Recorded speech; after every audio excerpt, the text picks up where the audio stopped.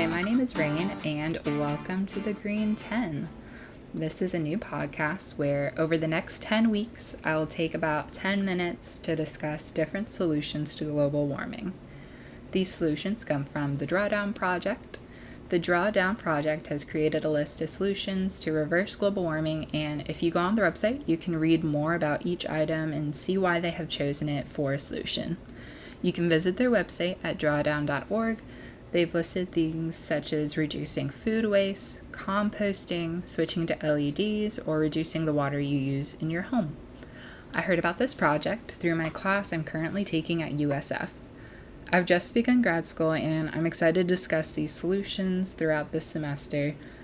This week, it'll just be me talking, but I'm hoping to get some friends and classmates to discuss these solutions together or see what questions people have about these solutions.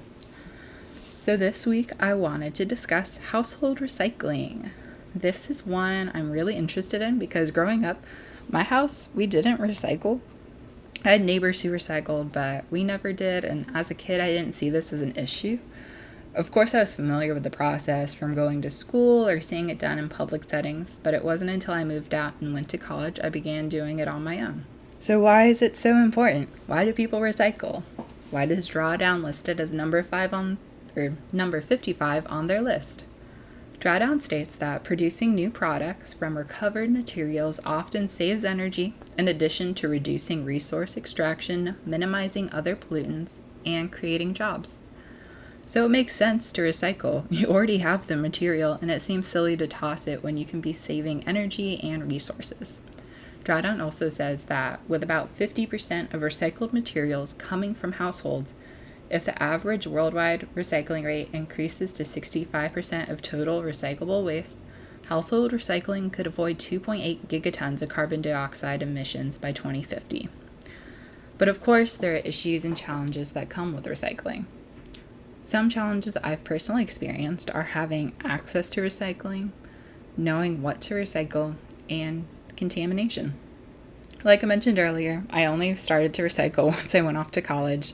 And depending on where I lived, recycling wasn't always an option. I went from having recycling in those huge dumpsters to having no option to having my own can that I took out to the road once a week. I'll admit, the year I didn't have a recycling bin, I didn't go out of my way to recycle, which I imagine is probably the normal reaction. This might be why growing up, my house didn't recycle. We didn't have a bin. So I think this is where a lot of recyclable material is missed just by not having it readily available to residents. Even now, my current apartment complex doesn't have a recycling option. I pass the dumpster every day and I see cardboard, glass, and paper products which are easily recyclable. And I think looking forward, more information and accessibility on recycling would help raise that percentage. Another challenge I faced when I began figuring out recycling was that I didn't always know what was recyclable. I also think this is common because even now, I'll have friends or family text me asking if they can recycle something, and I don't always know the answer, but I've gotten to the point where I can easily find out the answer. And what I typically do is just Google it. I Google the city I live in and recycling.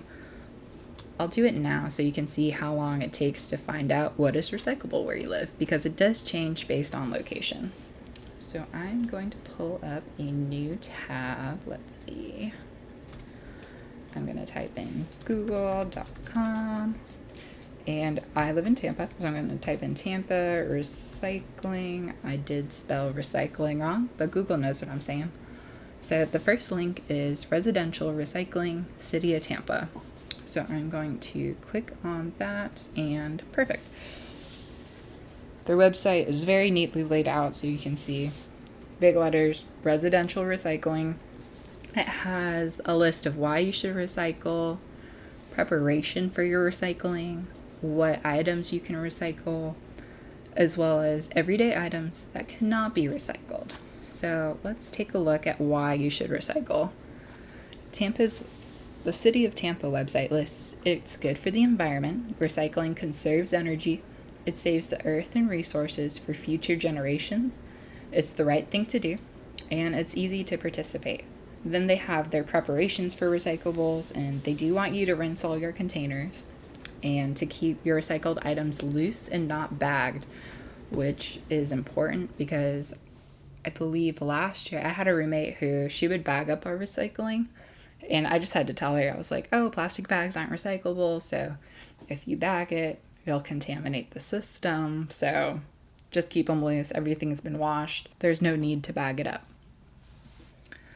And let's see, Tampa also lists some items that you can recycle are paperback books, cereal boxes, newspapers, plastic containers such as bottles and jugs, aluminum, food and beverage cartons, and glass bottles and jars. And the 2 items they've listed as not recyclable are plastic bags and styrofoam.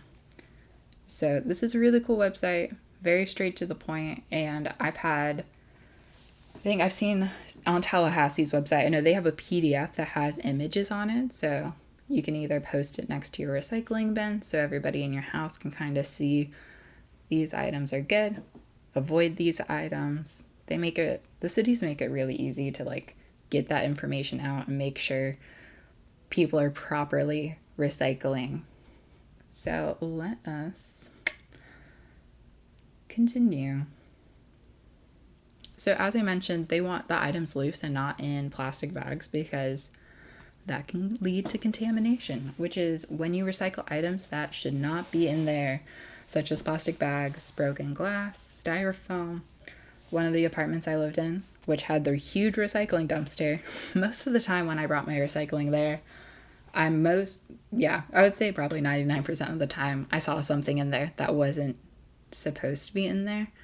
So I'd encourage you to only recycle what you know is 100% recyclable, because even if your intentions are good, the random item you throw in can damage the machinery or just generally slow down the process, making it less efficient to recycle. So overall, recycling is great, and I'd encourage everyone to do it as long as they're 100% sure what they're recycling is recyclable. Also, please remember the other 2 R's, reduce and reuse. For example, I reuse a lot of the jars that I get, either from spaghetti sauce or Alfredo sauce. I'll use the jars just as containers. And when I am done with them, I do recycle them. Or reusing your boxes if you've gotten a shipment from Amazon and then you need to send something to a loved one. You can reuse the boxes. So, anyways, thanks for listening. I'll hopefully be posting every Wednesday for the next 10 weeks. And I hope you have a great rest of your week. And I encourage you to try and recycle something this week and go forth and be green.